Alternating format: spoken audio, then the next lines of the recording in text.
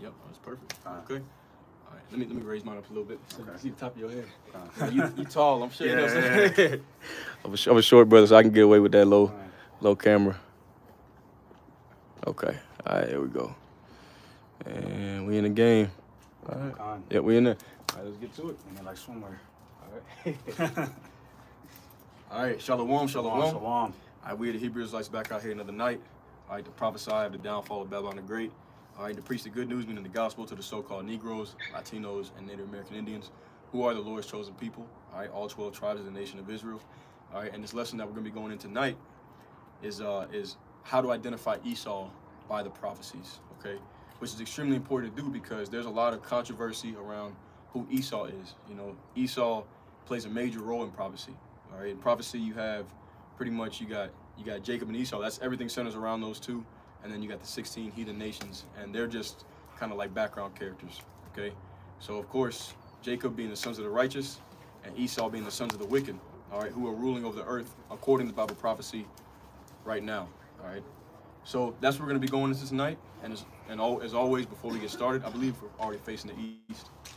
Actually, that would be east would probably be that way. Okay, we don't have a compass. We'll just do the best we can. Yahweh Rachazah, He accepts our sacrifice. So, with that being said, we want to give all praise, all honor, and all glory unto Yahweh, Bahashem, Yahweh Shai, Bahashem, Rakakwadash. All right, which is the name Yahweh, the Heavenly Father, in the Paleo-Hebrew tongue. Bahashem, in the name of Yahweh Shai, His only begotten Son, in the Paleo-Hebrew tongue.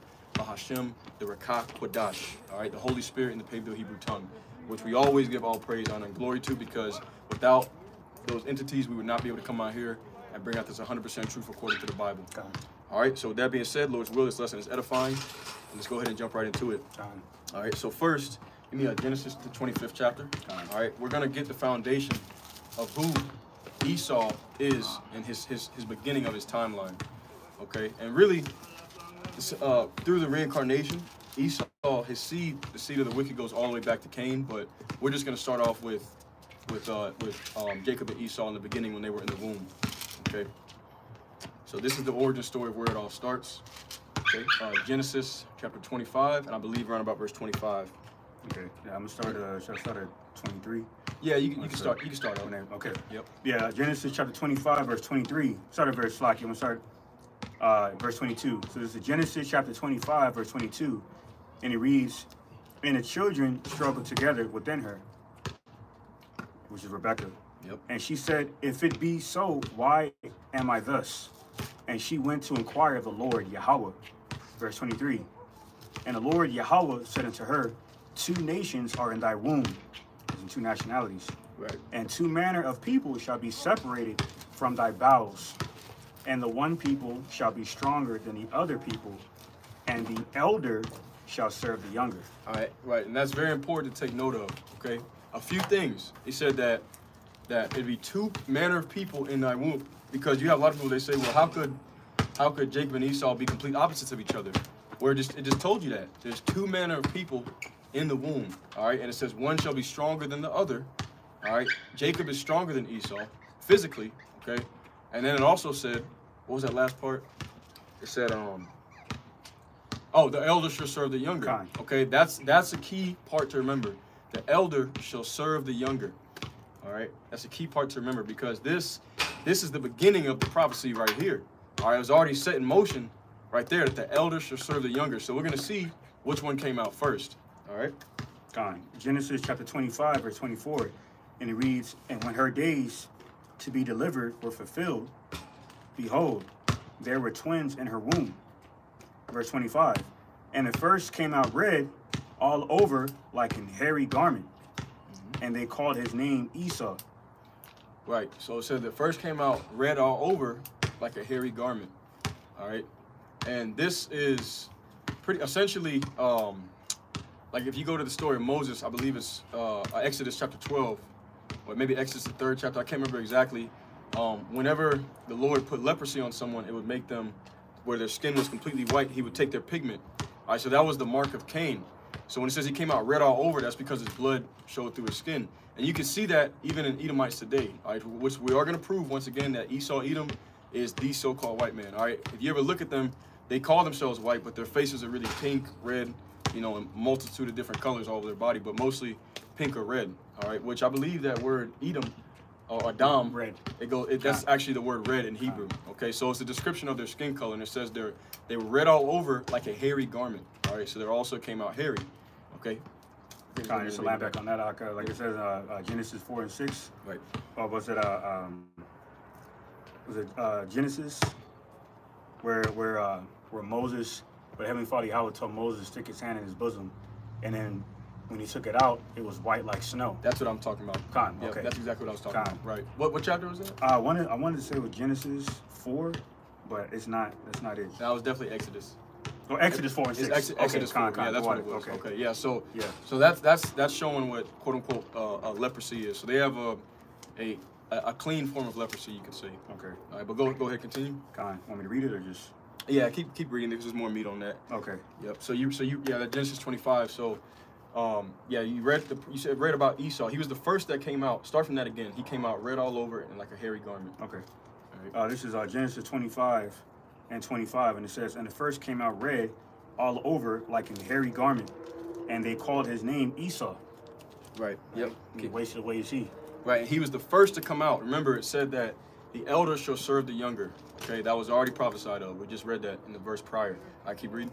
Verse 26, it says, and after that came his brother out, and his hand took hold on Esau's heel, and his name was called Jacob, and Isaac was 80 years old, which is 60, when she bare them. Yep. And the boys grew, and Esau was a cunning hunter. Right. Remember that. That's a prophecy of Esau. Esau was a cunning hunter. All right. That's why he likes to kill. He just does it for sport. He goes out and shoots deer, animals. That's the reason why he's good with killing in general. All right. That's why he's taking over the world through his military and all that. And also, as we're going to read later on, he was giving the blessing of the sword. Okay. But it goes even back to his birth. It said that he was a cunning hunter. All right, they sit up in them trees with the camouflage and the sniper rifles and all that kind of stuff, and they blow that deer away. All right, that's in their characteristics. So we're reading the characteristics of Esau right now. Okay. And Baba Kishar, line back on that. That's why Christopher Columbus, whose real name is Cristobal Colon, was known to never put down his sword. Because during the time, of the Spanish Inquisition, these devils were going around slaying Gad, specifically Gad, from, the so-called Native Americans, from the tribe of Gad, Serubanites, which are modern-day Seminoles, Issachar, Asher, but mainly Gad. But nonetheless, the point is that, secular history is filled with biblical prophecy. Right. Okay. And going into the point of this epistle is that prophecy, okay, is what is further, revealing who the man of sin and son of perdition is, and that's this devil whose blessing is a sword. What's my sword? Okay. Weapon. Firearm, drone.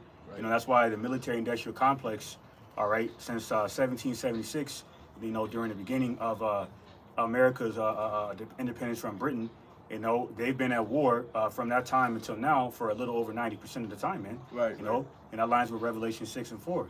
How the red horse was created to remove peace in the earth with that sword. You see that? The horse is symbolic of power. Okay, Keep going. Let's go look at the comments. And that red horse that's in power right now is that devil, man, that red devil, man. Right. Okay. Hence his name, which is a name prediction, a nomen, like the elder Apostle Kabbalah would say, which is Edom, meaning red, because his blood is translucent through his skin. The brother Kawas Malak, out of Lancaster, California, he put up the scripture that we were looking for, Exodus 4 and 6. And the Lord said furthermore unto him, put now thine hand into thy bosom. And he put his hand into his bosom, and when he took it out, behold, his hand was leprous as snow. Okay, so that's the scripture that we're looking for. Ate the water for that, brother.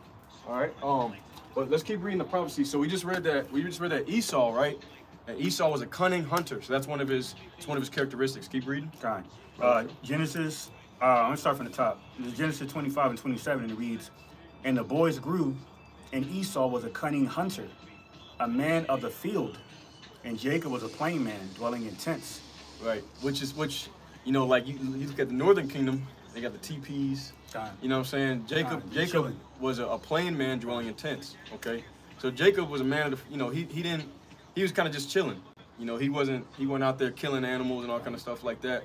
He was a man of the field, of the tents, all right, that dwelt in tents. All right, so those are characteristics of Jacob and Esau. All right, once again, the two main characters in prophecy. All right, we just read that Genesis 25, verses 25 through 27. All right, now I'm going to read this. Con. Okay, now we're going to look a little bit farther into the story. We're going to go to Genesis, the 27th chapter.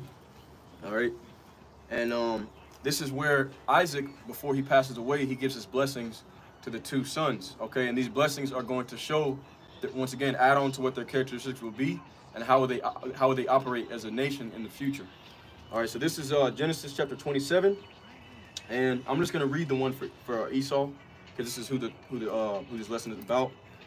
All right, this is Genesis 27 and 27. And Isaac answered and said unto Esau, Behold, I have made him thy lord, and all his brethren have I given to him for servants. And with corn and with wine have I sustained him. And what shall I do now unto thee, my son? So Isaac gave the blessing to Jacob, and he said, I have made him lord over all thy brethren. So, but that was already spoken of in Genesis 25th chapter, that the elder would serve the younger. Okay, and verse 28. Slakia, my bad, 38.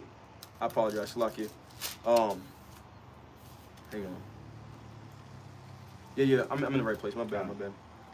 Okay, verse 38. And Esau said unto his father, Hast thou but one blessing, my father? Bless me, even me also, O my father. And Esau lifted up his voice and wept. And Isaac his father answered and said unto him, Behold, thy dwelling shall be the fatness of the earth and of the dew of the heaven from above. So the fatness of the earth means the wealth, the riches.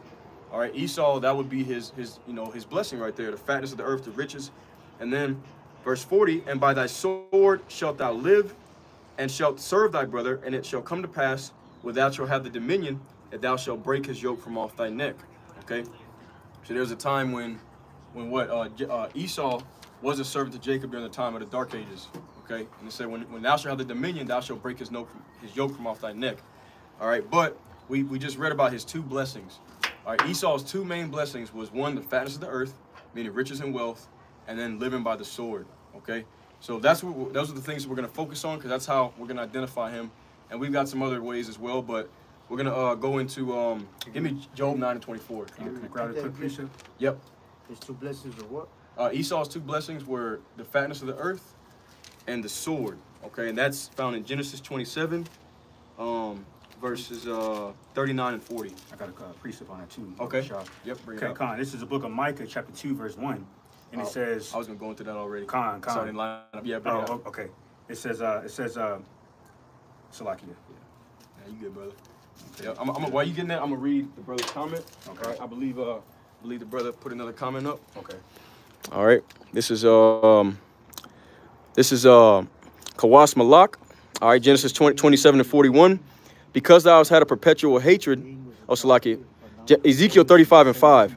Because thou hast had a perpetual hatred and hast shed the blood of the children of Israel by the force of the sword in the time of their calamity, in the time that their iniquity had an end. Okay, so that's Esau right there. You heard what he brought out? He brought out Ezekiel 35 and 5. He had perpetual hatred towards Jacob, right? So that's him. That's an example of him using that sword.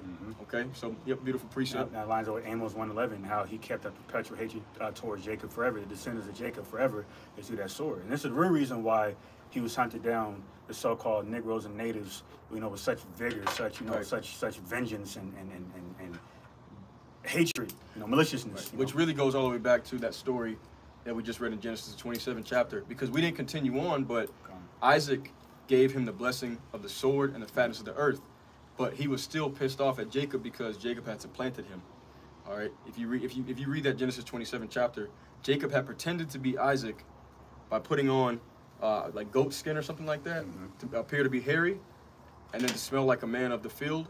And then he went in because his father Isaac was old and becoming blind, so he wasn't able to discern between Jacob and Esau. He said your hands feel like Esau, but your voice is the voice of Jacob.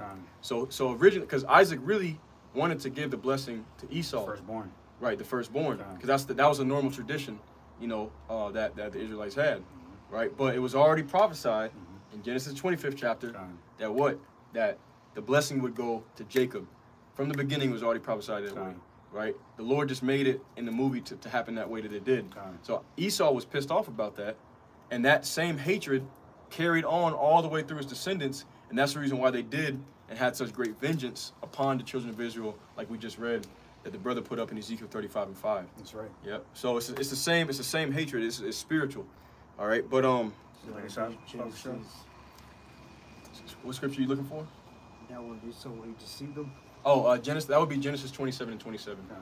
Yep. 20. I would say maybe Genesis 27, chapter 27, starting at like verse 20 on down through 40, 43 or 44 maybe. But I would just write it down and read it later. We're gonna be going through a lot of things, so I'll just you take notes, write it down, and go back and read later. But anyway, so we're gonna get some examples. We got the 2 blessings of Esau. All right, we got the fatness of the earth and living by the sword. All right, so we're gonna go into that, the sword. If you could get me Job 9 and 24. Okay, just say it again. Can I bring this out, Baba Show? This Micah. Yeah, you can bring it out. Okay, cons. All right, this is Micah chapter 2, verse 1. It says, "Woe to them that devise iniquity and work evil upon their beds. When the morning is light, they practice it because it is in the power of their hand." All right, because earth was given to the hands of the wicked, like we're going to go into in Job 9. So here's a point of Micah 2 and 2, and it says, "And they covet fields and take them by violence." That's how they got America. All right. "And houses and take them away. So they oppress a man and his house, even a man and his heritage." And this is exactly what's going on over there, within that land of milk and honey, in the Gaza Strip, where they massacring them Ishmaelites over there. Right, they're massacring the so-called Palestinians. All right, just like they did over here with the natives. So this is a prophecy we just read in Micah chapter 2, all right, verses really like 1 through 4. This is the prophecy of how Esau, that's one of his characteristics, that he covets lands and he takes them by violence. Okay, go read that out again. Read all the way through 4. Micah chapter 2, verses 1 through 4. Okay. All right, this is one of his characteristics right here. All right. Okay, con. So, can you bring it back up? Yep. Now you're good. And I'll get that Job.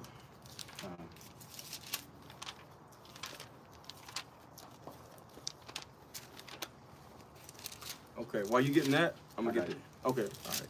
Okay. Yeah, this is Micah chapter 2, continuing in verse 3. It says, Start at 1 all the way from the top. Micah chapter 2, verse 1. Okay. And it says, "Woe to them that devise iniquity and work evil upon their beds." Right. That was the lines of Psalm 36 and 4. It essentially says how Esau will conspire mischief on his bed. So it says, the rest of Micah 2:1 says, "When the morning is light, they practice it, because it is in the power of their hand." That's why it says, Psalm 58, which says they weigh violence in their hand, roughly paraphrasing. Psalm 58 and 1, I believe it is. Yep. It says, Micah 2 and 2 says, "And they covet fields and take them by violence, and houses and take them away. So they oppress a man and his house, even a man and his heritage." Right, so that's the characteristic of the wicked. They covet fields and take them by violence. I'll get the next verse. Micah 2 and 3 says, "Therefore thus saith the Lord Yahweh, behold, against this family do I devise an evil, from which ye shall not remove your necks, neither shall ye go haughtily, for this time is evil." Right, now he said against this family. So this is not talking about one small group of people, because in the scriptures, families are likened unto whole nations. All right, and this is talking about the wicked of the Bible. That's why, like I said, most of the prophecies, you have Jacob and you got Esau. You have the righteous and the wicked. It's not talking about the heathen nations. I'm going to establish exactly who the wicked is right now. Give me Malachi chapter 1 and verse 4. All right, so the wicked is the ones that's running the earth. Okay, and this prophecy is talking about them. Now, me personally, when I first read that Micah chapter 2, I knew immediately who it was talking about, because there's really, and the Lord set it up that way, there's really no other nation on the earth that has done that on the mass scale that Esau, Edom has done that. All right, but this is Job 9 and 24. It says, "The earth is given into the hand of the wicked. He covereth the faces of the judges thereof. If not, where and who is he?" Okay, so that scripture reveals, the first part of it, the earth is given into the hands of the wicked. Okay, so whoever's ruling the earth, all right, is the wicked. And there's no one that can deny that there's a nation that has anywhere near the amount of power and influence that the so-called white man has on the earth today. All right, the currency system, all that, all his faces on pretty much all the money worldwide. He runs the banking. He lends. He lends. He don't borrow. He's at the top of society. IMF. And all the nations. Yep. IMF. All the nations look up to Esau, and it has been that way for thousands of years at this point. All right. Even going back to the Alexander the Great with the Greeks, which we're going to go into that a little bit later. All right, but it says the wicked, the power of let me get that again. So like Job 9:24, the earth is given into the hand of the wicked. He covereth the faces of the judges thereof. If not, where and who is he? All right, now that's another clue. He covers the faces of the judges thereof. Who are the judges of the earth? We're starting off with the top judge, Yahweh Shai. All judgment was given to him. So if the mainstream image that you see of him has been covered by the wicked, what is the mainstream image of Yahweh Shai, who the world calls Jesus? It's represented by Caesar Bourgeois, which is Pope Alexander's son. Okay, and he's in the image of a so-called blonde-haired, blue-eyed white man. Right. All right, so that tells you these are two clues right here. The wicked is running the earth, and they've covered the faces of the true judges and put up their own images. All right, and I can get a scripture on that right quick. Romans 1:25, it says how they changed the truth of the Most High God Yahweh into a lie. Yep. They further did that through Roman iconoclasm, line back on what the brother was going into, prophesying about, during the around the 14th century, all right, during the Renaissance period, Renaissance meaning rebirth, because when these devils came back into authority, all right, they were ruling over Jake again, all right, because at that time, during the Dark Ages, you had the Byzantine Empire ruling, okay, around that time with the Moors, which were Jake's following that Muslim madness, okay, we're running Europe, and we spread our seed around. That's why down in Italy and certain other areas in Europe, a lot of those people are Jake, like especially in Sicily, okay, yeah. And that's why Eddie Murphy and that comedic stand-up in 1987, Eddie Murphy, made a reference of Negroes to, Italians, certain Italians to Negroes. He said Italians act like niggas. You know what I'm saying? Because we conquered Europe. You know what I'm saying? Well, it tells you Jake's seed would be in many waters. That's right. Yep. But I've got a precept about how could they cover the faces of the judges thereof. Mm-hmm. All right. This started off, even at the time of the Greek Empire. This is the book of 1 Maccabees chapter 3 and verse 48. It reads, "And laid open the book of the law, wherein the heathen had sought to paint the likeness of their images." All right. Hey, Brother Saul, that's a good one for you to write down. You're going to remember that. Job 9:24 lines up with 1 Maccabees chapter 3 and verse 48. All right. I would definitely write down. 1 Maccabees 3 and 48. Okay. I'm going to read that again. Okay, because we just read in Job 9:24 that they covered the faces of the judges thereof. So, 1 Maccabees 3 and 48, it says, and laid open the book of the law, which is the Bible, wherein the heathen had sought to paint the likeness of their images. So they were changing the names, changing the faces and the images back then as well, okay? So that's that lines up with that Job 9:24. Now, the wicked, the earth has been given to the hands of the wicked. Get that Malachi 1 and 4 so it's going to tell you exactly who the wicked is talking about. It's not talking about Arabs, the Ishmaelites, and none of that. All right, it's talking about Esau, Edom. Go ahead and bring it out. This is Malachi chapter 1, should I start at verse 3? Yeah, that's cool. Okay. Malachi 1 and 3 says, "And I hated Esau, and it laid his mountains and his heritage waste for the dragons of the wilderness." All right? Because the dragons of the wilderness are the so-called doleful creatures. Because, this is a result of, the aftermath of the destruction in this last World War. All right? That thermonuclear besom of destruction, like it says in Isaiah 14 and 23. Yep. Right? So here's a point in Malachi chapter 1, verse 4, and it reads, "Whereas Edom said, we are impoverished, but we will return and build the desolate places. Right. Thus said the Lord Yahweh of hosts, they shall build, but I will throw down, and they shall call them the border of wickedness, and the people against whom the Lord Yahweh had indignation forever." And that's right. Anger. So he called out Edom, and he said they shall call them the border of wickedness, and the people whom the Lord hath indignation forever. Okay. All right. So once again, that's another clue right there. All right. They're the border of wickedness. All right, Esau, Edom, all right, he's known as the king of Babylon. And Babylon is America, the daughter of Babylon. All right? And this is the border of wickedness. America is the most wicked country, all right, to ever be on the planet Earth. All right? And through America, all the different nations have become drunk off these wines and philosophies of Babylon. All these wayward doctrines, feminism, do as thou wilt, all right? All these ideologies are pushed from the epicenter of America, Babylon the Great. So it says that Esau would be ruler over a land known as the border of wickedness, and the people whom the Lord hath indignation forever. All right, and if you could, brother, get me Proverbs 3 and 33. All right, I'm gonna get this is Isaiah chapter 34. So we just read about the Lord. He said, I have laid their heritage as waste for the dragons, because why? He's gonna completely destroy their heritage, which is their Western power structure. He's going to completely destroy the gift that was given to them. All right. So this is Isaiah 34th chapter. All right, and it's going to tell you the same thing. Isaiah chapter 34 and verse 5. It says, "From my sword shall be bathed in heaven.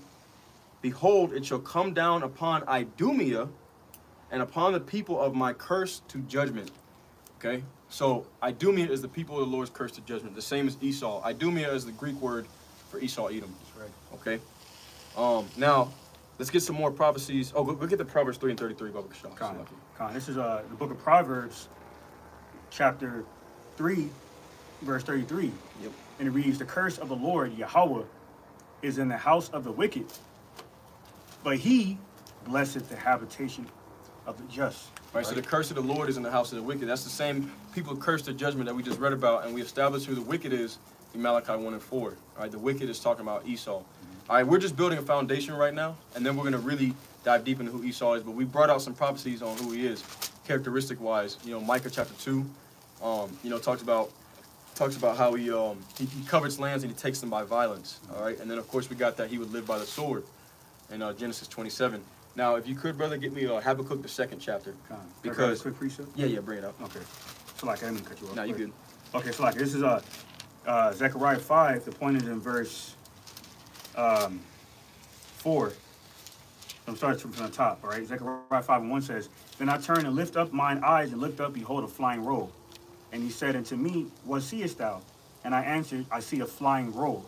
The length thereof is 20 cubits, and the breadth thereof 10 cubits," and lines up with the chariot that going into that further lines with the sightings of the chariots that our forefather Ezra prophesied in 2nd Ezra, the 13th chapter.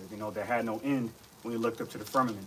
They're talking about the fathership that Yahweh Shai is going to send back into, to shoot flame out of his mouth, and that's that fire and tempest, that concentrated heat from the heavens on Esau, Edom, in the midst of this last world war.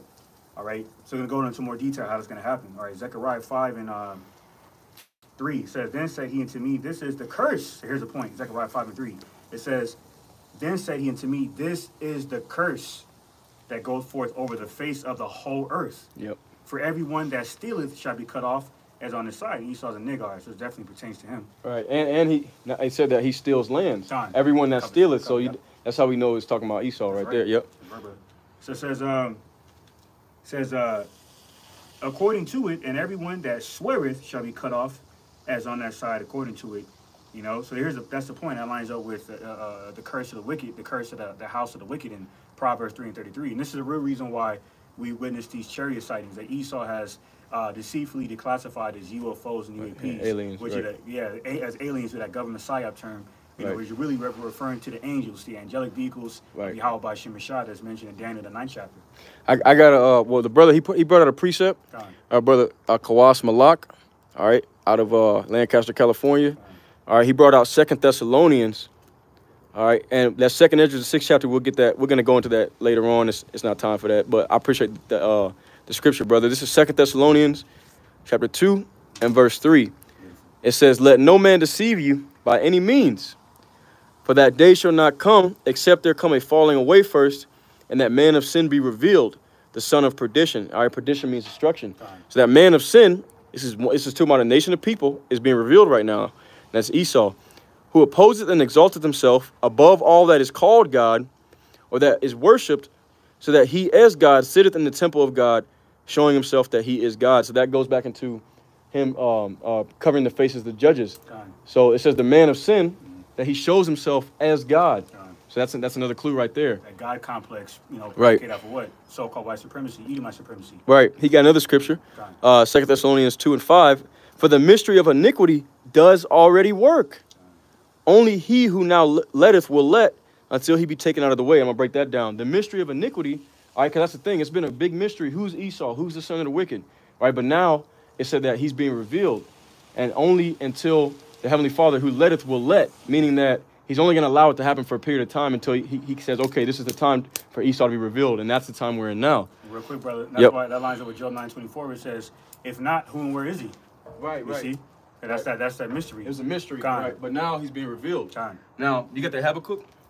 Yeah. Okay, because you get that Habakkuk. Now we're gonna really get into exactly who it's talking about. There's gonna be no denying it with this. All right.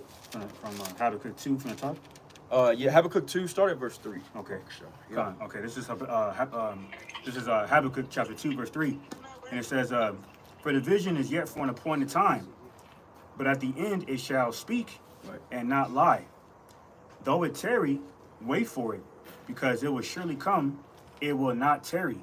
Yep. So the vision, everything is gonna happen on the timeline of Yahweh Shem Shai. All right. It's for an appointed time, but in the end it shall speak and not lie. All right. Keep reading.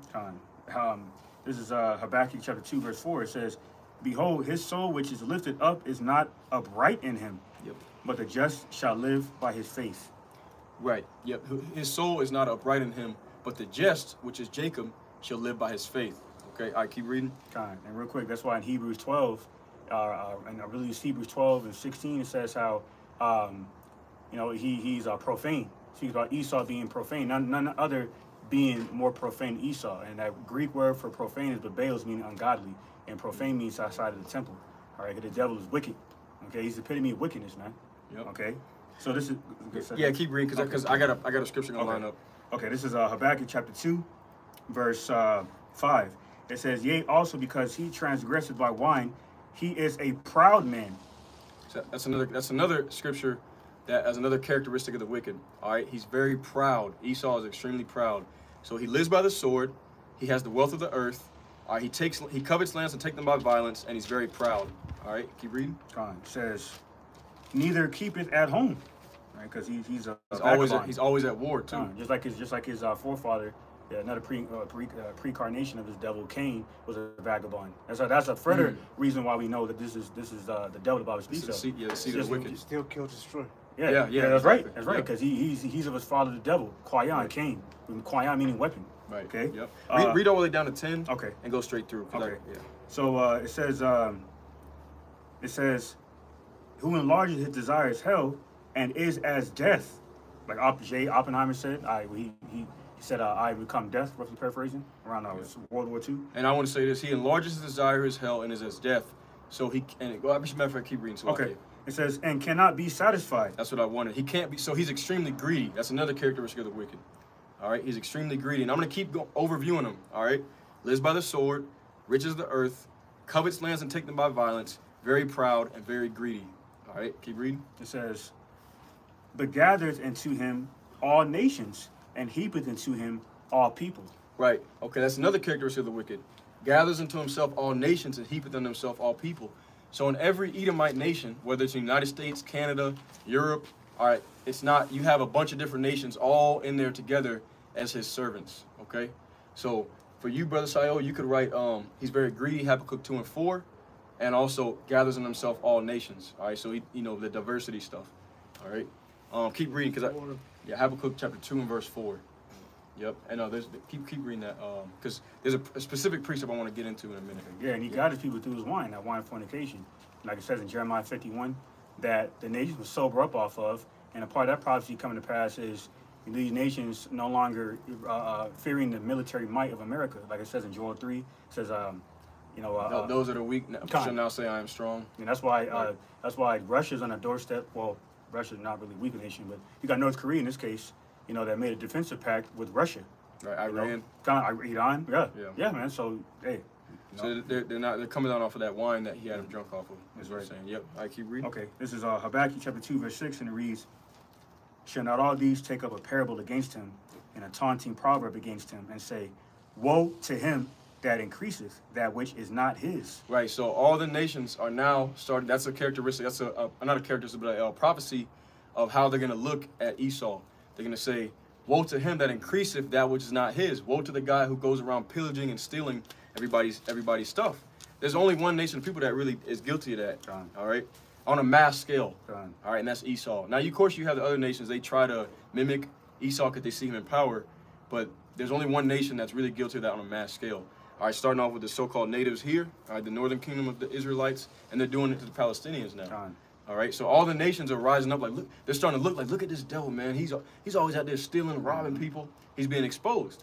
Okay, that's an end time prophecy of what's going to happen towards the end. They're going to look at him and be like, man, this guy's a damn demon. Yeah, and that's why it says in Sirach 10:10, the physician shall cut off that long disease. That long disease is Esau Edom. Because he's a parasite, man. Everywhere he goes, he brings death and decay and destruction, man. Right, well, we just read that. He has his hell and his death and cannot be satisfied. So his greed knows no bounds. That's a characteristic of the wicked. And you see that in American society. This society is built off of capitalism, predatory capitalism, predatory lending. You know, everything's for profit.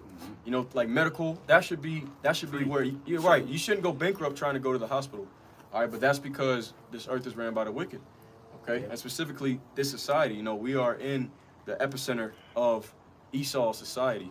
Okay, that's another reason why in Isaiah 14:4 it prophesies Babylon being the golden city. This is, you know, basically symbolic of an empire of prosperity. That's why that's what entices all these nations want to come over here. You know what I'm saying? And you know, including the women of the heathen, mainly so-called Muslim nations, want to come over here, take off the hijabs, play the harlot. You know what I'm saying? Habibi from Elam and all these other nations coming over here to set up these little thrift stores and bodegas and whatnot and sell Jake poison. They're drunk off that wine of trying to be like Esau. They're taking his ways. All right, keep going. Okay, this is Habakkuk 2:6. It says, shall not all these take up a parable against him and a taunting proverb against him, and say, woe to him that increaseth that which is not his? How long? And to him that ladeth himself with thick clay. That thick clay represents debt. That's right. All right. And I'm not going to go too much into that. Keep reading Bubba Kashah and read a little slower because they might not be able to hear you. Okay, Salaki. And to land back on that, that's why America, you know, that's how we afraid to know just talking about America, because America's debt is well over $34 trillion in debt, man. And a lot of that debt is within them treasury bonds that, you know, China, Japan, and another nation owns. Forget the third one. You know what I'm saying? And that's why this place is done, man. Because this place is a corporation, not a country. Yeah. You see, and it's not, and that debt is not, this debt is going to be the death of this place. Why? What's another refer to indicates that the lifeline of petrodollar is done because the BRICS nations have found a way to combat the petrodollar. Right. So they're supplanting the Western currency systems. All right. That's right. Yep. But yeah, keep rolling. Okay. Habakkuk 2:7, and it reads, shall they not rise up suddenly that shall bite thee? Yep. And awake that shall vex thee? Right. And thou shalt be for booties unto them? Spoils of war. Right. So all the nations are getting ready. All those nations that are looking at this devil, they're getting ready to rise up against Esau and bring that destruction to him. I get that verse 8 because that's a verse I need to get this precept. Okay. This is Habakkuk chapter 2, verse 8. And it reads, because thou hast spoiled many nations, all the remnant of the people shall spoil thee. Right. Because of men's blood, and for the violence of the land, of the city, and of all that dwell therein. Okay, right. Now I'm going to get this precept, all right, the book of 1 Maccabees, because this is where they were spoiling the nations. And it tells you that the Greeks spoiled all the nations. All right. So he says, because thou hast spoiled many nations, all right, all of them shall spoil thee. Okay, this is 1 Maccabees chapter 1 and verse 1. And it happened after that, Alexander, son of Philip, the Macedonian, this is speaking of Alexander the Great, all right, who came out of the land of Kittim, had smitten Darius, king of the Persians and the Medes, that he had reigned in his stead the first over Greece, and made many wars, and won many strongholds, and slew the kings of the earth, and went through to the ends of the earth, and took spoils of many nations, insomuch that the earth was quiet before him, whereupon he was exalted and his heart was lifted up. Okay, so we just read that he has spoiled the remnant of all these different nations. And we just read here that Alexander the Great did the exact same thing. Okay, so this is tying that prophecy that they had spoiled all the nations, all right, with the Greeks. Okay, because that's what the Greeks did, all right, under Alexander the Great. And then behind them came the Romans. The Romans did the same thing, and they made all these nations tributaries under them. Okay, so that's what that's going into. So that's connecting. All right, this is connecting Habakkuk chapter 2 with 1 Maccabees with Alexander the Great, and then of course all the other Edomites. That was them coming into power through the power of the sword. All the other Edomite nations behind them followed suit, all right, with the next empire being the Roman Empire, the fourth beast. All right, so that's one connection right there. I bring this out real quick. Yeah, bring it out. Okay, this is Isaiah chapter 33, verse 1. Okay, Isaiah chapter 33, verse 1, and it reads, woe to thee that spoilest And thou was not spoiled, and dealest treacherously, and they dealt not treacherously with thee. When thou shalt cease to spoil, thou shalt be spoiled. And when thou shalt make an end to deal treacherously, they shall deal treacherously with thee. So in other words, like it says in St. James, it says there should be no mercy to those who show no mercy, man. You've been merciless, man. Okay, going around like look at rape, robbing, and murdering and pillaging. You know what I'm saying? The nation, but especially Jake. Okay, during the Spanish Inquisition, during so-called Black Wall Street.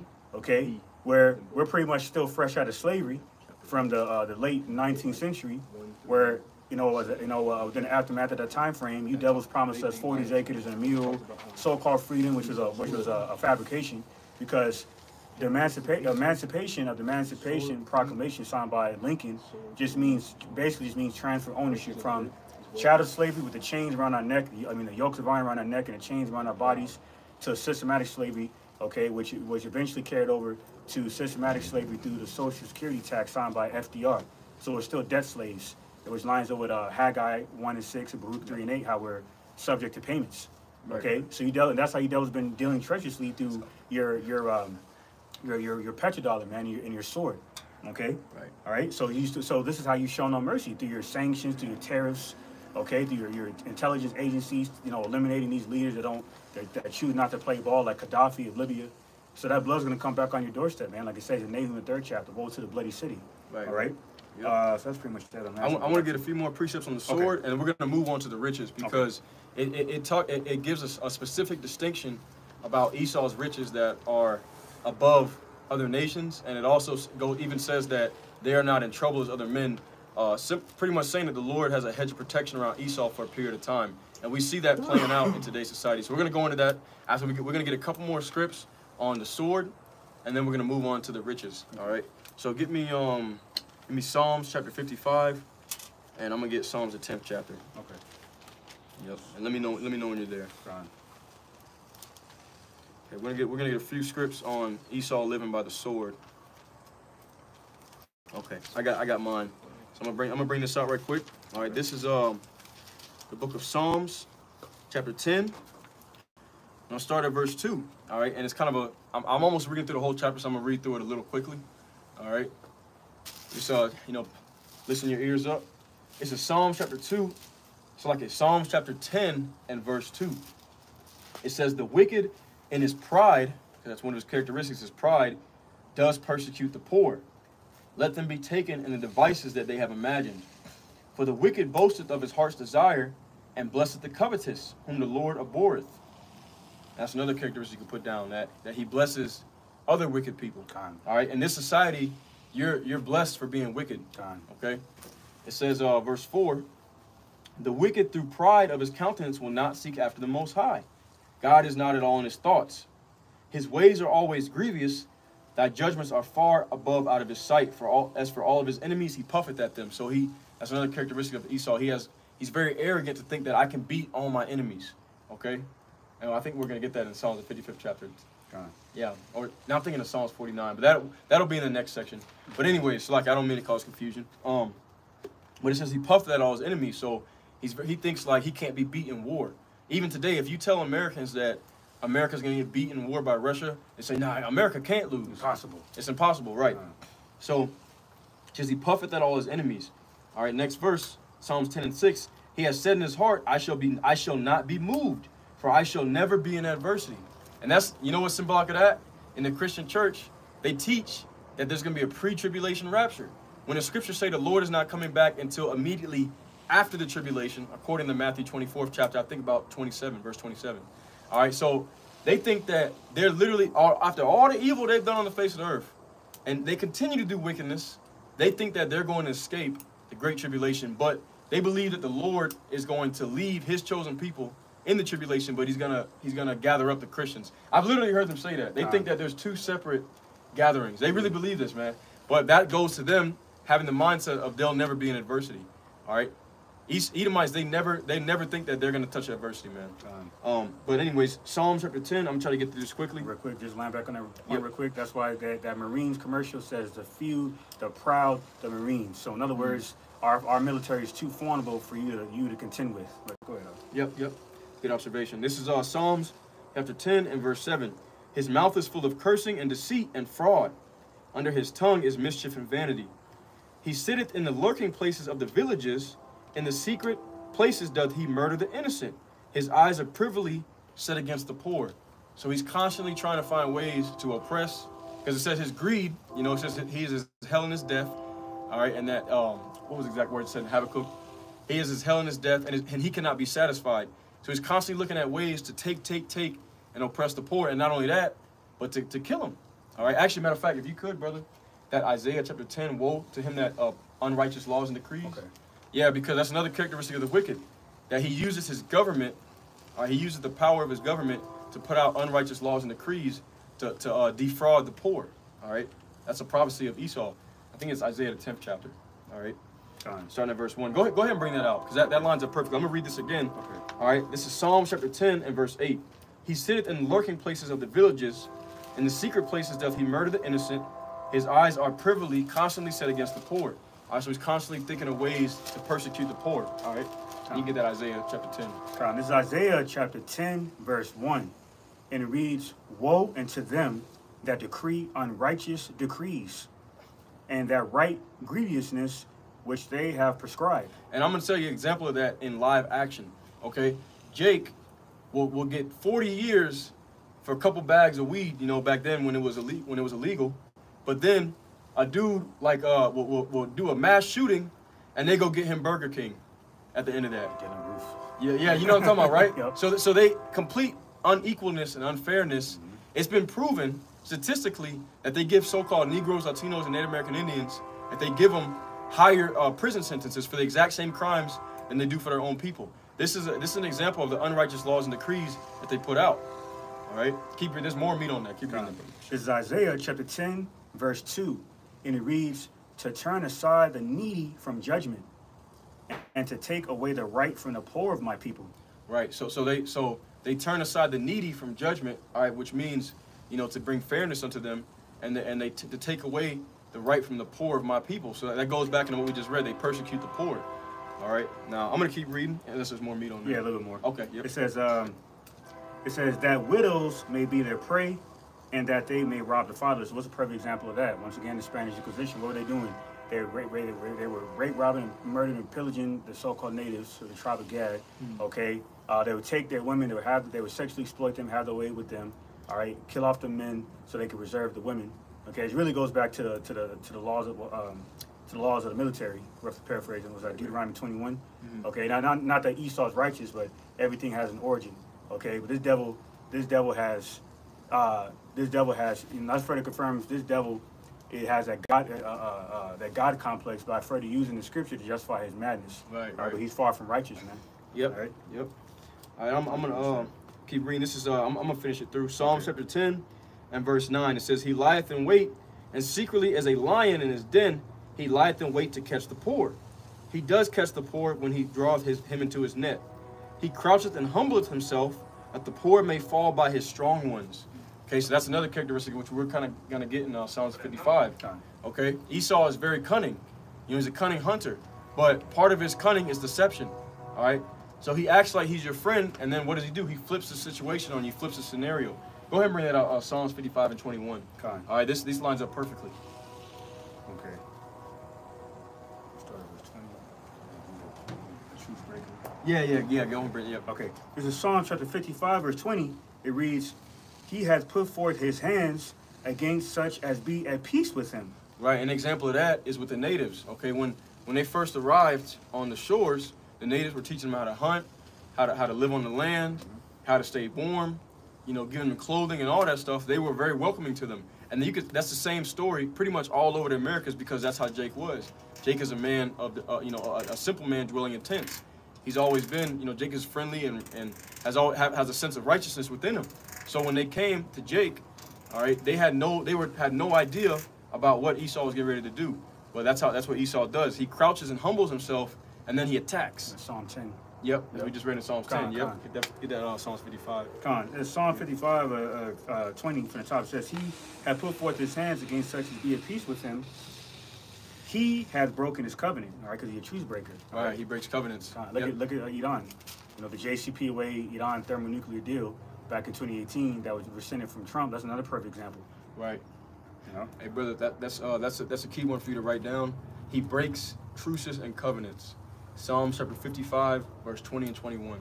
He breaks. Yeah, he breaks his covenants. He breaks his truces with people. and what's another one? The NATO deal. Like shortly after the Cold War in the early 90s, America NATO basically formed a pact, you know, or a covenant or truce with Russia that America and NATO would not expand eastward close to the Russian territory, and like clockwork, Esau reneged on that deal, man. Yeah. So so through the spirit of prophecy, which is the testimony from Mashak Havashai, whom is the word manifested in the flesh.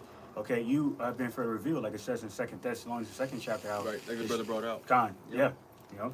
Yeah, he's been revealed. Yeah. Yep. By his actions. Yeah, it says 2 Thessalonians 2, around the 8th verse, says the spirit of the Lord's mouth will reveal you. Right. And that's his word here. Right, Okay, that's that's right. why you want to outlaw the Bible, man. All right, just like you did during the beginning of your rulership and during the Hellenistic period, where you're going around burning the scriptures, man. Yep, and that's an account. You can find that in 2 Maccabees 6 and 1 Maccabees, the first chapter as well. Yep, I got good. this here. Okay. Yep. Okay, that's locked. This is Psalm chapter 55, verse 21. It says, "The words of his mouth were smoother than butter, but war was in his heart." Right. So that's a good one for you to write down as well, Saul. The words in his mouth were smoother than butter, but war was in his heart. That lines up with the Psalms 55. It's verses 20 and 21. That goes into him breaking truces. All right. Psalms 55, 20 and 21. Okay. The words in his mouth were smoother than butter, but in his heart was war, and he drew swords. That's right. Okay. So they break truces, and it lines up. You could also write another precept for that. I'm gonna read it again. I brought it out earlier, but Psalms chapter 10 and Psalms chapter 10 and verse 10. He croucheth and humbleth himself, that the poor may fall by his strong ones. So he acts like it's all good, and then when you think he's at peace with you, he flips the script, and he does whatever. He kills, he slaughters, he grapes. He comes to steal, kill, and destroy. All right. Verse 11. It says, he has said in his heart, God hath forgotten. He hideth his face, he will never see it. It's another characteristic of the wicked right there. All right. They think that they're not going to be held accountable for things that they do. They really believe that. All right.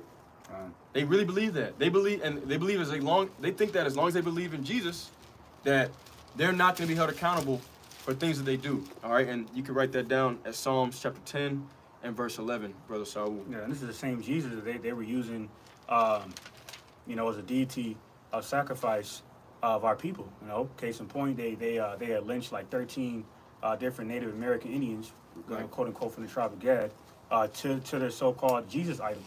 Right. That's the same spirit that came in during the civil rights movement, where they were the KKK was burning crosses in Jake's yard or whatnot. That's some same devils in Europe that were sacrificing people to so-called Jesus, which further confirms that Jesus originates back to Baal, where people were sacrificing themselves, Right. you know, to those deities, man. I got a little bit more. I'm gonna close out with this, and then we'll move on to the riches of Esau. Okay, so this is Psalms chapter 10, and this is the prayer of the humble. All right, this is the prayer of the elect. If you don't have this mindset, you're probably not of the elect. All right, Psalms chapter 10 and verse 12. It says, "Arise, O Yahweh, lift up thine hand and forget not the humble. For what reason? Wherefore doth the wicked contemn God? He has said in his heart, thou wilt not require it." So that once again, I brought that out earlier. They think that they're not going to be held accountable. "Thou hast seen it, for thou be loved, for thou beholdest mischief and spite to requite it with thy hand. The poor committeth himself unto thee. Thou art the helper of the fatherless.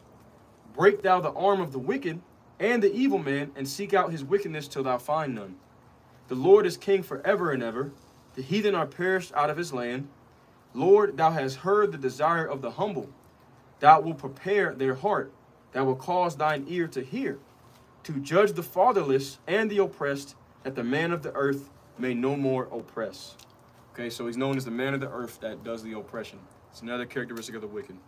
Okay, That's so that. go ahead. So that's a prayer of the humble. That's a prayer of the elect. Okay, that he rises up against the wicked. He says, "Break thou the arm of the oppressor.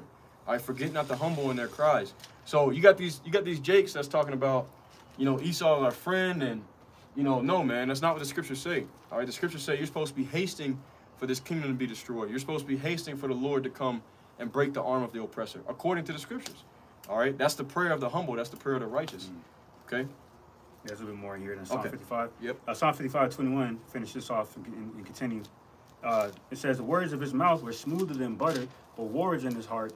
His words were softer than oil, yet with a drawn sword. So he's a forked tongue. All right, just like the late great so-called Native American activist Russell Means, who I believe was the head of the American Indian movement, he said the white man is a forked tongue. Okay, and that's why Job 20:27, they prophesied how the earth would disclose your iniquity, roughly paraphrasing. That's why everyone's coming up against you. Right. Everyone's rising up. Yeah. Psalm 55:22 says, cast thy burden upon the Lord Yahweh, and he shall sustain thee. He shall never suffer the righteous to be moved. All right, like it says in Amos 9, where it says Jacob will not be utterly destroyed. All right, because 2/3 of people are going to be destroyed. Right. All right, because they marvel after these beast system. All right, because our people have been in captivity for so long, they've developed Stockholm syndrome, where they've developed love for the oppressor. All right, so there's no save. The only thing that can save them is death. Okay, right. So it says here's a point in Psalm 55:23. It says, but thou, O God, Yahweh, shall bring them down into the pit of destruction. Bloody and deceitful men shall not live out half their days, but I would trust in thee. Yep, bloody and deceitful men. Yep, that's a beautiful scripture right there. So that's obviously another characteristic of them. They live by the sword. They're bloody and deceitful men. All right. Now that means. Okay, so okay. I am a phone. Okay. Okay. All right, just want to say that. So we're going to move on to the riches of Esau, and we're about to speed it up a little bit, all right, because we're going a little bit longer than expected, but that's okay. It's all through the Spirit, but we are going to speed it up. So, oh, yeah, I see that. The water. Just put close. Okay. All right, kind of the water. Like I said, we're going to speed it up a little bit because we are almost an hour in. Didn't expect it to go this long. All right, so let's stick to the script. Let's give me Psalm 73. Okay. All right, and I'm gonna get Psalms the 17th chapter and verse 13. We read that Esau is known as the man of the earth. All right, those who have their portion in this life. So this is Psalms chapter 17 and verse 13. It says, "Arise, O Lord, and disappoint him; cast him down. Deliver my soul from the wicked, which is thy sword." Okay, we read that he has a blessing of the sword from the Heavenly Father, going all the way back to Genesis. It says, verse 14, "From men which are thy hand, O Lord, from men of the world, which have their portion in this life, and whose belly thou fillest with thy hid treasure. They are full of children, and leave the rest of their substance to their babes." Okay, so he's saying, they have their portion in this life. All right, they have their riches and their wealth in this life. That's a characteristic of Esau. He's set on high. All right, so that's one of the examples of his riches. Now you can get Psalms, the 73rd chapter, read verses 3 through 12. Okay. Yep. Yeah, this is Psalm chapter 73, verse 3. It says, "For I was envious at the foolish when I saw the prosperity of the wicked. Right. For there are no bands in their death, but their strength is firm. They are not in trouble as other men." All right, you see what it said? It said they are not in trouble as other men. So the Lord has a special protection on the wicked that goes all the way back to Cain. All right, we didn't go into it, but it tells you over the story of Cain that anyone who executed punishment against him will receive judgment 7 times 7-fold, or 77-fold. All right, and then I think it was his son Lamech, or his grandson. Anyone who executed judgment on him will receive judgment 7,000 times fold. So Esau, the sons of the wicked, have a hedge of protection on them for a time period, all right, because the Lord is using them for his purpose to fulfill his will and to play out his movie. That's right. All right, so as we just read, that's one of their characteristics. That's one of the prophecies, that they are not in trouble as other men. That's extremely important, all right, because we see that play out in society. All right, like I said, they get away with all kind of things that other people can't get away with. They've been doing evil for so long and nobody has called them out until recently, and that's because it wasn't time yet. So yeah, definitely write that one down. Psalm 73, what verse was that? Verse 5. Psalm 73 and 5, "They are not in trouble as other men." That only applies to the wicked. Doesn't apply to all the heathen nations. You see these other heathen nations, they getting bombed, like the Israelites, they getting bombed in war-torn countries and all that stuff. You don't see that happen in Edomite countries, especially here in America. Why? Because they have a special hedge of protection until the Lord takes it up off of them, and he's going to do it speedily. Fine. Okay, so I continue, Shalaki. Fine. This is this is Psalm 73, verse 5 from the top. It says, "They are not in trouble as other men, neither are they plagued like other men. Therefore pride compasseth them about as a chain, violence covered them as a garment." Right, and we got that earlier, proud and violent. Okay. All right, those are characteristics of the wicked. All right, keep reading. It says verse 7, "Their eyes stand out with fatness. They have more than heart could wish." Their eyes stand out with fatness, they have more than heart could wish. All right, I think there was a study done that showed that Edomite families make 2 times the amount of money that Jake families make on average. Brother from South Carolina brought it out. All right, but anyways. Okay. Verse 8 says, "They are corrupt and speak wickedly concerning oppression. They speak loftily." Right, so they have a proud mouth. It says they are corrupt and speak wickedly concerning oppression. They speak loftily. All right, so concerning oppression, they speak very boldly, arrogantly. You'll hear them say stuff like, "Oh well, I guess the stronger and smarter people won," you know, stuff like that. They have no remorse essentially. They have no guilt, no remorse for anything that's been done throughout history. Characteristic of the wicked. All right, a few more verses on that, and we'll move on. Fine. Psalm 73 and 9 says, "They set their mouth against the heavens, and their tongue walketh through the earth." Right, so that we read that earlier, okay? That they speak against the Heavenly Father. They change the images, the names, all that kind of stuff. That's characteristic of the wicked. Like you all know Harari. We Right. don't need God anymore. Right, yeah, he Okay. did say that, yeah. Prophecy playing out. Psalm 73 and 10 says, "Therefore his people return hither, and waters of a full cup are wrung out to them." Yep. All right. It says, verse 11, "And they say, how doth the Most High God Yahweh know? And is there knowledge in the Most High?" Right, so yeah, they that's why they got a lot of atheists, man. They really believe that they know more than the Most High. That's why they've replaced his laws and set up their own laws, right, that go against the laws of the Bible. All right, but we're gonna move on from that. If you could, brother, get me Psalms 123 and 4. All right, like I said, we're gonna kind of move through it quickly. Psalm 133. 123 Okay. and 4. 1, 2, 3, 4. Okay. Yep. This is Job chapter 21 and verse 7. It says, "Wherefore do the wicked live, become old, yea, are mighty in power." So they're mighty in power because they have the blessing of the sword and the fatness of the earth. It says, "Their seed is established in their sight with them, and their offspring before their eyes. Their houses are safe from fear, neither is the rod of God upon them." So we just read that in Psalm 73 and 5. We read that they are not in trouble as other men. Okay?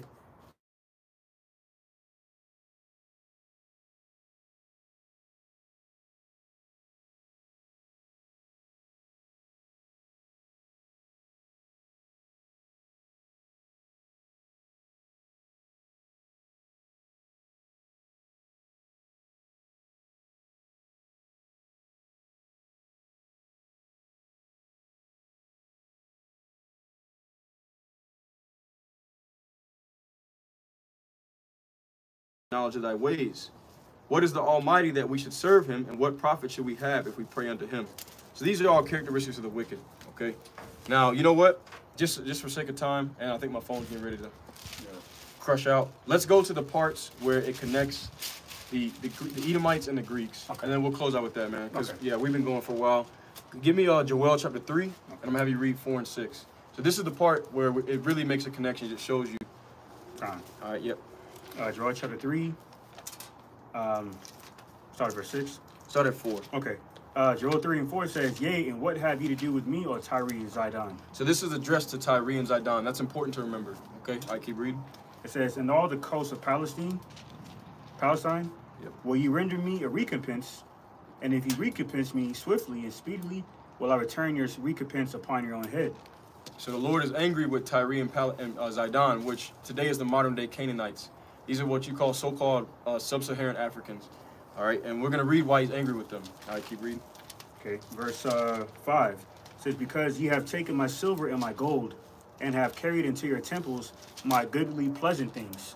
Right, yep. Which is us. Right, exactly. Verse 6 says, "The children also of Judah and the children of Jerusalem have ye sold unto the Grecians, that ye might remove them far from their border." Right, so it said Tyre and Zidon. What did they do?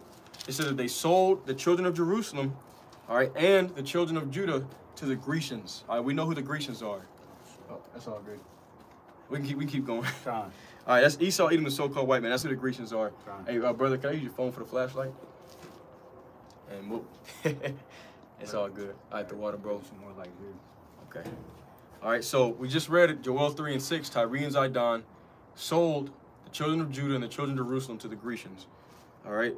Now, in Amos chapter 1, it speaks of the same event. All right, Amos chapter 1 and verse 9.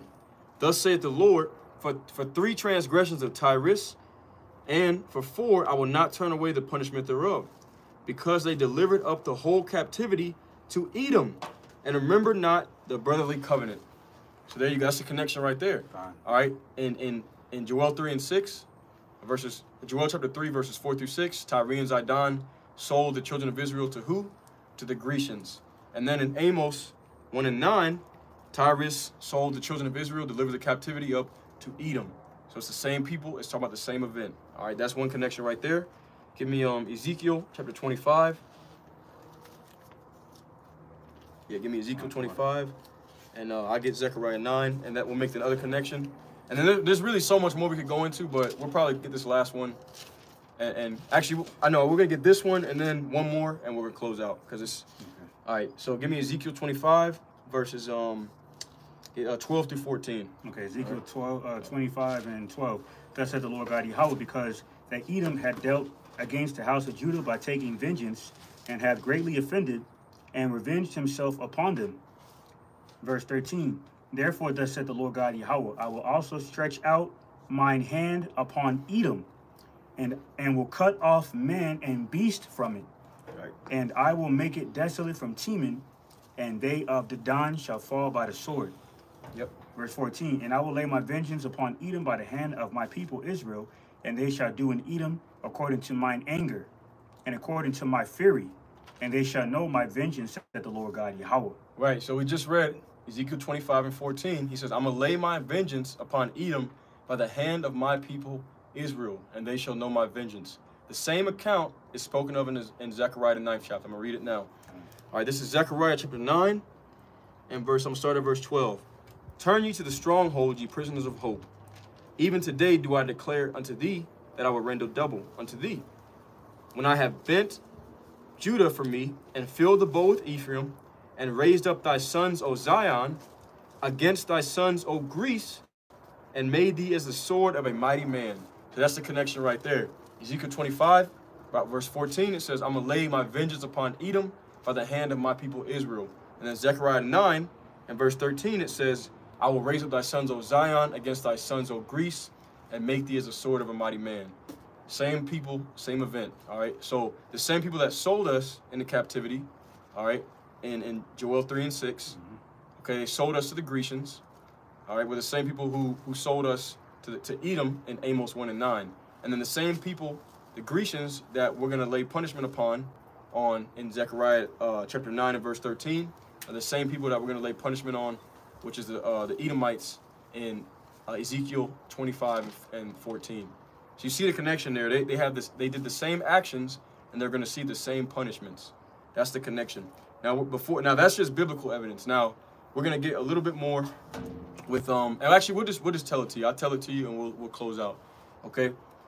So if you go and you Google and look up Petra, all right, Petra was the ancient city of the Edomites back then. All right, if you look up Petra, and you look at the architecture of it on Google, it's exactly the same architecture as you see in ancient Greece and ancient Rome. And Petra was the chief city of the Edomites back then. That was their ancient dwelling place. Okay, so that's just some history. That's verifiable history you can find. And I'm going to get this one more. We'll close out with this. All right, 1 Maccabees, the 4th chapter. All right. And it tells you in 1 Maccabees chapter 4 that Judas Maccabeus, he was a warrior, all right, for the Israelites at that time because they were under persecution of the Greeks. It tells you that he was going to war against Idumea. That's the Greek word for Edom. Right. And then if you go and you look up, who did Judas Maccabeus go to war against? It will tell you he went to war against Antiochus Epiphanes, which was a Greek emperor. Okay? So that's some historical evidence for you right there. This is 1 Maccabees chapter 4. Read this last one and we'll close out. 1 Maccabees chapter 4 and verse 59. It said, moreover, Judas and his brethren, with the whole congregation of Israel, ordained that the days of the dedication of the altar should be kept in their season from year to year by the space of 8 days, from the 25th day of the month Caslu with mirth and gladness. So he's ordaining for a holiday here. At that time also they builded up the Mount Zion with high walls and strong towers round about, lest the Gentiles should come to tread it down as they had done before. And they set there a garrison to keep it, and they fortified Bethsura to preserve it, that the people might have a defense against Idumea. So Judas Maccabeus set up a stronghold against the people of Idumea. All you got to do is go on Google and type in who was Judas Maccabeus at war with. It's going to tell you he's at war with the Greeks. Okay? So Idumea, another name for Esau and Edom, is synonymous with the Greeks. Today, the modern-day Greeks and Romans are the so-called white man, the Europeans. All right? And also, let me get one more. All right? Because you're gonna have somebody that's going to say, well, Esau was done away with. All right? I'm going to close out with this. The book of Obadiah is only one chapter in the last verse. All right? It's going to tell you that when Esau is taken out of power, the kingdom of heaven will be set up. So don't say that Esau is not around anymore. It tells you in 2 Ezra 6 and 9, the brother brought it out earlier on the comment board. It tells you that Esau is the end of the world and Jacob is the beginning of it that followeth. So whoever's running the world at the time of the end is Esau Edom, and that's none other than the so-called white man. All right? Let me find that. Obadiah. Dang, I must be skipping it. It's a small book. It's only one chapter. So let me see. If you could pull it up, brother, that'd be great. Yeah. I'm trying to find it, but and Salakia, brothers and sisters, and the lesson was getting good, but I just close it. Oh, I got it. Okay. All right. So this is the last verse right here. Obadiah 1 and 21. It says, "And saviors shall come up on Mount Zion." Who are those saviors? The same men that we heard of being raised up against the sons of Greece in Zechariah the 9th chapter, verse 13. "And saviors shall come up on Mount Zion to judge the mount of Esau, and the kingdom shall be the Lord's." Okay, so when the sons of Zion, okay, the 12 tribes of Israel rise up against Esau, that's when the kingdom of heaven will come in, after they rise up and defeat them. Okay, so don't say Esau's done away with. And we know who's running the world right now, and it's not the so-called Arab. It is none other than the so-called white man, who is the end of the world before Jacob inherits the kingdom. All right, so that's pretty much it. So Lakia, we had to cut it short because lights and everything, but especially towards the end, we just gave hard, concrete evidence. All right, the same actions that Esau did, the same actions that the sons of Greece did. The same punishment that Esau is going to receive are the same punishments that the sons of Greece are going to receive because they're the same people. Judas Maccabeus was fighting against Idumea. Well, if you look up who he's fighting against, it's going to tell you he's fighting against the Greeks. There's no getting around it. So, anyways, that's it. A little bit of biblical and historical evidence of who Esau Edom is. He is none other than the so-called white man. And Lord's will, this was edifying to the elect. All right, so once again, Salakia for the lights. It happens. It is what it is. But, you know, hey, we had to bring it out either way. So that being said, all right, Shalom and a Bible ball. All right, all praise, honor, glory to Yahweh Bashmi Al Shai, Bahashem, Rakakwadash. All right, Shalom. Shalom. That's it.